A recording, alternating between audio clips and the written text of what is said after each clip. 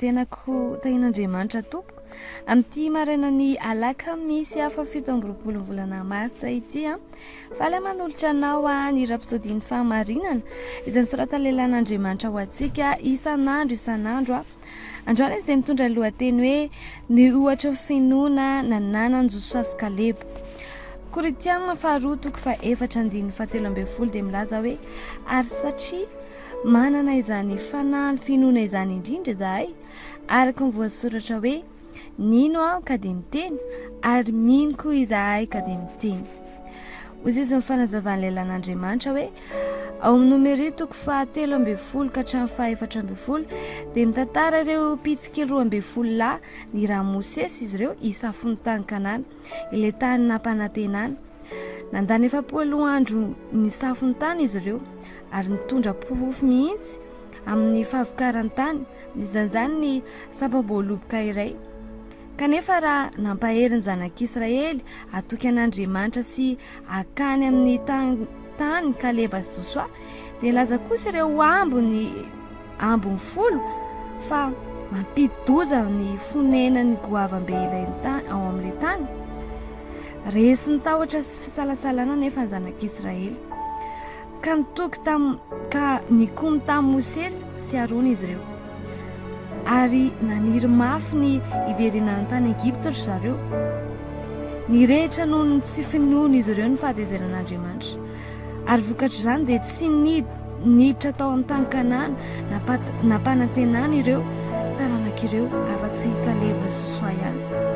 Na dia teo aza ny ezaka nataon'ny Kaleba sy Josoa mba hanome toky azy ireo ny amin'ny herin'Andriamanitra dia tsy nety nino ny vahoaka.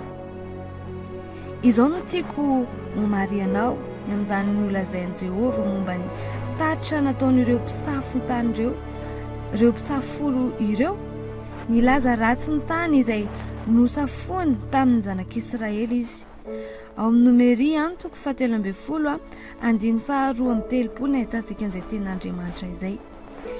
Tsy Josoa na Mosesy nilaza ny tatitra nataon'izy ireo ho ratsy fa ny Tompo mihitsy satria nifanohatra tamin'ny teniny izany.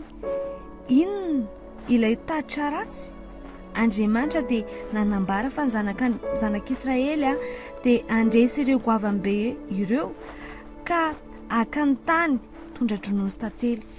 Fa hoy ireo mpisafo ny tany folo na dia tondra dronosy tantely tokoa aza ny tany dia tsy azontsika izany. Nataon'izy ireo tsotsotra sy natao tsinotsinona ny fanomezana natoky nataon'Andriamanitra ny amin'ny fandresena ary nanome tsiny an'i Mosesy ho nitarika azy ireo amin'ny loza. Ao amin'ny Nomeria 7:12-13 nahitantsika an'izay dia hoy izy ireo ny tany izay nalehanay nosafonay dia tany nandevon'ny monina eo ary ny olona rehetra izay hitanay teo dia olona vaventy be ary nahitany Nefilama teo izahay dia taranaky anakita avy amin'ny Nefilima ary teo imasony dia tahaka ny tsingetana izahay ary izany koa izahay teo imasony. Maka lesona avy amin'izany fa tsy tokony hisy tatitra ratsy avy aminao mba tahaka ny Josoa sy Kaleba.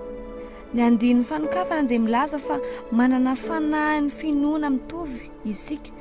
Mino isika ka miteny mifanaraka amin'ny tenin'Andriamanitra. Inona no lazain'ny tenin'Andriamanitra mahakasika ny fahasalamanao sy ny fanambinananao? Inona no lazain'Andriamanitra momba ny fiainanao sy ny hoavinao? Lazao izay zavatra mifanaraka amin'ny tenin'Andriamanitra. Mitenena feno finoana foana. Na inona tsapanao na hitanao tazomy mafy ny fanekempononao satria fantatrao fa marina ny tenin'Andriamanitra ary mandresy foana ny tenin'Andriamanitra mandrakariva. Amen. Ny rapsodia antsika androany dia mampirisika anao hoe minono tenin'Andriamanitra fa izay lazain'ny tenin'Andriamanitra dia marina aminao izany. Hoy izy ny tenin'Andriamanitra hoe manan-karena ve ianao dia manan-karena ianao. Hoy izy ny tenin'Andriamanitra hoe Andriamanitra ianareo dia Andriamanitra izany isika. Mino fanandray zavatra ianao ato amin'ny rapsodiantsika androany.